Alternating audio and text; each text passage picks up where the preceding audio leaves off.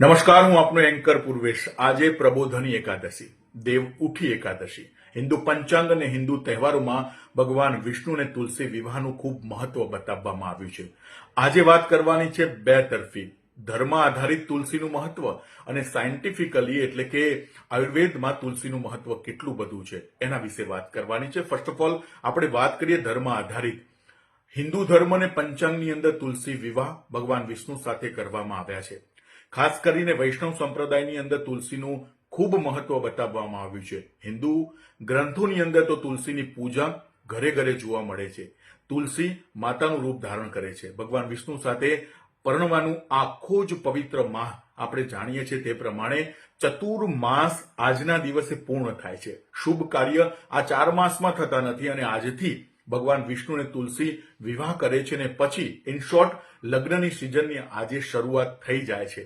દેવ પોઢી 11 શરૂ થાય એટલે કે દેવ પોઢી એકાદશીથી આજે દેવ ઉઠી એકાદશી સુધી 4 માસ શુભ કાર્ય થતા નથી અને આજથી શુભ કાર્યની શરૂઆત થાય છે।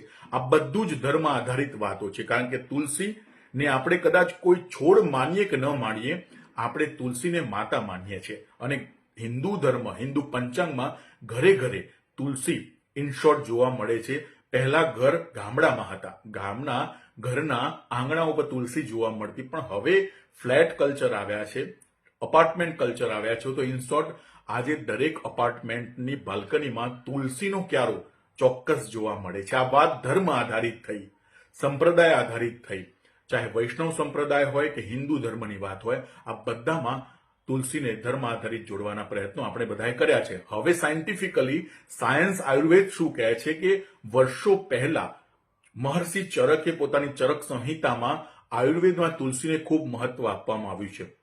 આ બધું જ આધારિત છે। તુલસી ડાયાબિટીસ, તુલસી હૃદયના રોગો, તુલસી પેટના રોગો, તુલસી કોલેસ્ટ્રોલને કંટ્રોલ કરે છે। આ બધું જ આજના સાયન્ટિસ્ટે ક્લિયર કરેલું છે અને પબ્લિક ડોમેનમાં પણ મૂકેલું છે।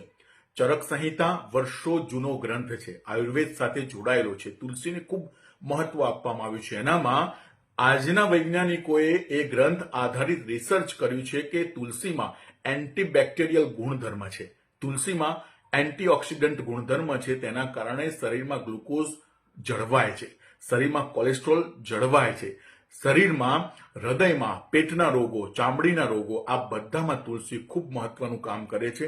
એટલે સાયન્ટિફિકલી પણ પ્રૂફ થયેલું છે કે તુલસી બેસ્ટ મેડિસિન છે।